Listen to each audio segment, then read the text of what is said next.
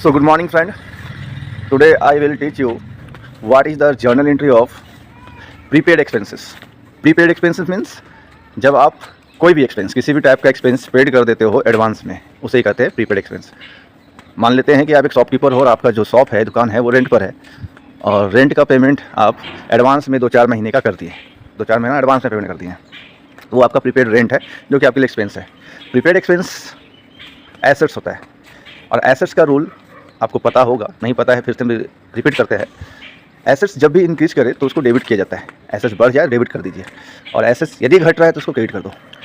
तो prepaid rent या prepaid expense ये तो एसेट्स है और आप प्रीपेड किए हो रेंट या एक्सपेंस तो आप एसेट्स अपना बढ़ा लिए हो, इसलिए जर्नल एंट्री में प्रीपेड एक्सपेंस अकाउंट डेबिट हो जाएगा। अब एक्सपेंस के प्लेस पे आपका जो भी है रेंट है या कोई भी एक्सपेंस है तो प्रीपेड एक्सपेंस अकाउंट डेबिट हो जाएगा और 2 में जाएगा आपका एक्सपेंसेस अकाउंट। अब सवाल आपका हो सकता है कि एक्सपेंस अकाउंट 2 मतलब क्रेडिट में क्यों जाएगा? तो एक्सपेंस क्रेडिट में इसलिए जाता है क्योंकि एक्सपेंस का जो रूल है, जो कि मॉडर्न रूल बता रहे हैं, एक्सपेंस का जो मॉडर्न रूल है वो क्या है कि जब बढ़ेगा तो डेबिट कर दीजिए और घटेगा तो क्रेडिट कर दीजिए। ठीक है, एक्सपेंस का भी ये रूल है कि जब वो इंक्रीज करता है तो डेबिट करो और डिक्रीज करता है तो क्रेडिट करो। आप एक्सपेंस प्रीपेड में पेड किए हो तो आपका जो नेक्स्ट ईयर का जो मतलब लायबिलिटी है, रिस्पॉन्सिबिलिटी है, वो तो कम हो गया। ठीक है, तो यहाँ एक तरह से एक्सपेंस को कम मान लिया जाता है कि एक्सपेंस आपका घट गया, इसलिए उसको क्रेडिट में कर दिया जाता है।